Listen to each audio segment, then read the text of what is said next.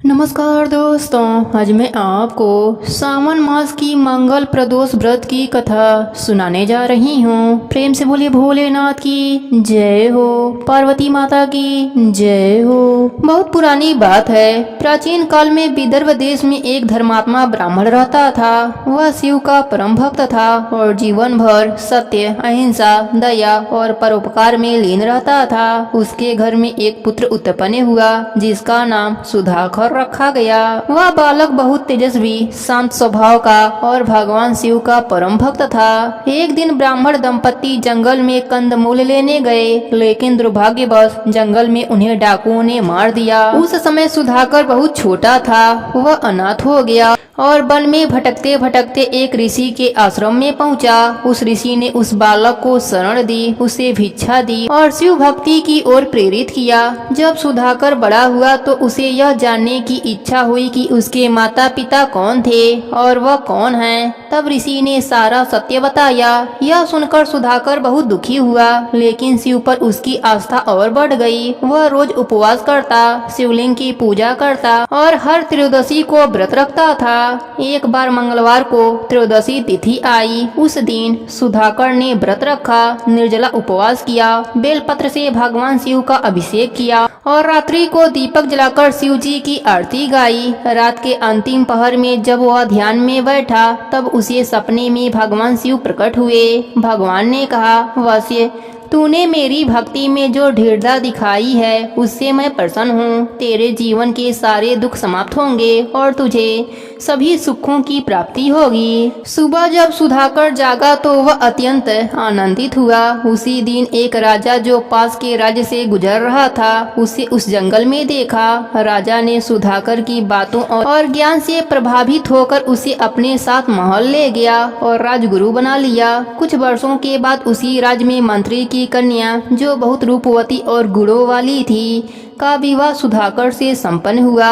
इस प्रकार एक अनाथ भटकता बालक केवल मंगल प्रदोष व्रत और शिव भक्ति के बल पर राज सम्मान, ज्ञान, धन और सुंदर पत्नी को प्राप्त कर सका। पुराणों में एक और कथा का उल्लेख मिलता है। प्राचीन काल में चंपावती नामक नगर में एक राजा चंपकेश्वर था। वह अत्यंत न्यायप्रिय और प्रजावश्य राजा था, परंतु एक दिन उसे कुष्ठ रोग हो गया। वैद्य, तांत्रिक, योगी सभी प्रयास कर चुके थे पर कोई उपचार सफल नहीं हो रहा था। तब एक संत ने उसे सलाह दी, राजन, मंगलवार को त्रयोदशी है, उस दिन मंगल प्रदोष व्रत रखो, शिव जी की पूजा करो, रात्रि में दीप दान करो और रुद्राभिषेक करो। राजा ने उसी प्रकार व्रत किया। पहले मंगलवार को वह व्रत रखने के बाद ही उसके शरीर में सुधार के लक्षण दिखाई देने लगे। वह लगातार 3 मंगल प्रदोष व्रत करता रहा। तीसरे व्रत के बाद उसे सपने में भगवान शिव ने दर्शन दिए और कहा, हे राजा, तूने सच्चे मन से मेरा व्रत किया, अब तुझे रोग से मुक्त करता हूँ। सुबह राजा पूर्णतः स्वस्थ हो चुका था। वह अत्यंत प्रसन्न हुआ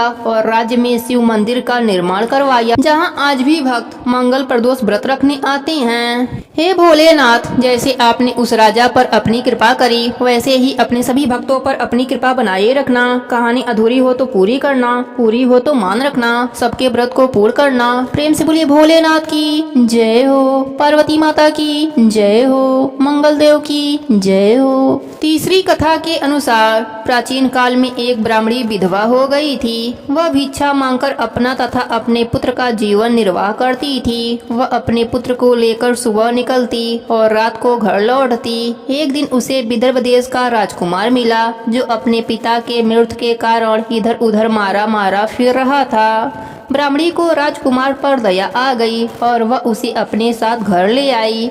उसने उसे पुत्र के समान ही पाला। एक दिन वह दोनों बालकों को लेकर सांडिल ऋषि के आश्रम में गई। ऋषि से भगवान शंकर के पूजन की विधि जानकर वह प्रदोष का व्रत करने लगी। एक दिन दोनों बालक वन में घूम रहे थे। उन्होंने वहाँ गंधर्व कन्याओं को क्रीड़ा करते देखा।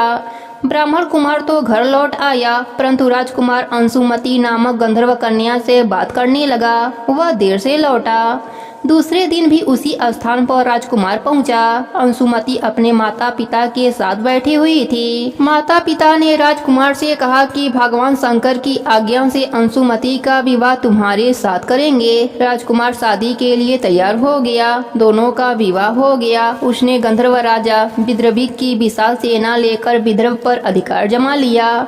उसने ब्राह्मणी एवं उसके पुत्र को अपने महल में आदर के साथ रखा। प्रदोष व्रत का ही फल था। तभी से समाज में प्रदोष व्रत की प्रतिष्ठा हुई। हे भोलेनाथ, आप अपने सभी भक्तों पर अपनी कृपा ऐसे ही बनाए रखिएगा। प्रेम से बोलिए भोलेनाथ की जय हो, पार्वती माता की जय हो। अब सुनते हैं व्रत को पूर्ण करने वाले गणेश भगवान की कथा। प्रेम से बोलिए गणेश भगवान की जय हो। किसी गांव में एक सेठ सेठानी रहा करते थे।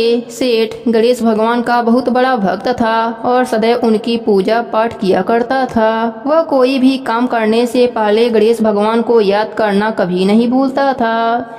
एक बार गणेश भगवान रूप बदलकर सेठ के खेतों से गुजर रहे थे। गणेश भगवान को रास्ते में भूख लगी तो उसी सेठ के खेत से गेहूं के 12 दाने तोड़कर खा लिए। फिर उन्होंने सोचा, अरे मैं तो भूख से बेहाल होकर सेठ से बिना पूछे ही उसके खेतों से गेहूं के दाने खा लिए। यह तो चोरी हुई और इस पाप का दंड मुझे भोगना ही होगा। गणेश भगवान बालक का रूप रखकर सेठ के पास पहुँचे और बोले, सेठ जी मुझे कोई काम दे दीजिए, मैं दूसरे गांव से काम की तलाश में आया हूँ। सेठ ने कहा, देखो मेरे काम में इस समय घाटा चल रहा है, इसलिए मैं तुम्हें काम तो दे दूंगा पर तनख्वाह नहीं दूंगा। इस तरह गणेश जी सेठ जी के घर काम करने लगे। एक दिन सेठानी शौच से निवृत्त होकर अपने हाथ राख से धो रही थी तो नौकर बने गणेश जी ने कहा, सेठानी जी जब तक हम अपने हाथों को मिट्टी से नहीं धो लेते तब तक वह स्वच्छ नहीं होते, इसलिए आप अपने हाथों को मिट्टी से धोया करो। इस बात से सेठानी गुस्सा होकर नौकर की शिकायत सेठ जी से करी। सेठ जी ने कहा, गणेशा सही तो कह रहा है, जब तक हाथ मिट्टी से नहीं धो लेते तब तक हाथ स्वच्छ नहीं होते। यह गणेशा तो बहुत समझदारी की बातें करता है, हमारा भला सोचता है। सेठानी ने कहा, सुनो जी, कल हमें गंगा स्नान के लिए जाना है, तुम चलोगे साथ? सेठ जी ने कहा, मुझे दुकान पर काम है, तुम गणेशा के साथ चली जाना। अगले दिन सेठानी गणेशा के साथ गंगा घाट पहुंच जाती है। सेठानी गंगा किनारे पर ही बैठकर स्नान कर रही होती है।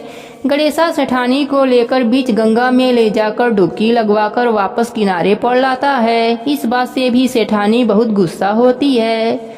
सेठानी घर आकर यह बात सेठ जी को बताती है। सेठ जी ने कहा, गणेशा तुमने ऐसा क्यों किया? गणेशा ने कहा, जब तक हम गंगा में डुबकी नहीं लगा लेते तब तक स्नान पूर्ण नहीं माना जाता।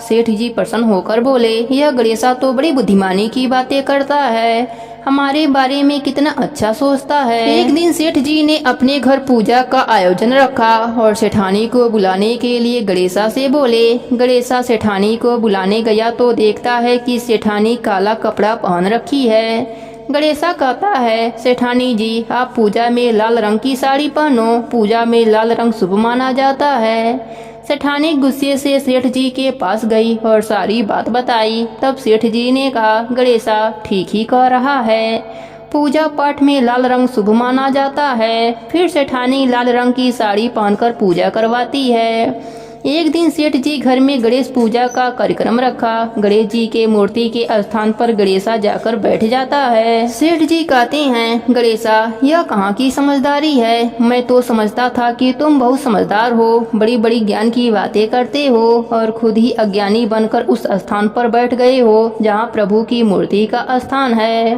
फिर गणेशा अपने असली रूप में आ जाते हैं। सेठ सेठानी हाथ जोड़कर कहते हैं, प्रभु आप मेरे घर नौकर के रूप में, हमसे बहुत बड़ी गलती हो गई प्रभु, हम आपको पहचान नहीं पाए, हमें क्षमा कर दीजिए भगवान। गणेश भगवान ने कहा, तुम दोनों व्यर्थ में ही परेशान हो रहे हो, मैं तो स्वयं तुम्हारे घर में नौकर बनकर आया था। मैंने तुम्हारे खेत से गेहूं के 12 दाने चुरा कर खा लिए थे, इसलिए मैं उसका ऋण चुकाने के लिए तुम्हारे घर नौकर बनकर आया था। मेरा आशीर्वाद सदैव तुम पर बना रहेगा, तुम्हारे घर में धन वैभव की कभी भी कमी नहीं होगी। इतना कहकर गणेश भगवान अंतर ध्यान हो जाते हैं। हे गणेश जी महाराज, जैसी कृपा आपने शेर सेठानी पर करी वैसी ही कृपा आप अपने सभी भक्तों पर करना। कहानी अधूरी हो तो पूरी करना, पूरी हो तो मान रखना, सबके नित्य नियम और व्रत को पूर्ण करना। प्रेम से बोलिए गणेश भगवान की जय हो, भोलेनाथ की जय हो।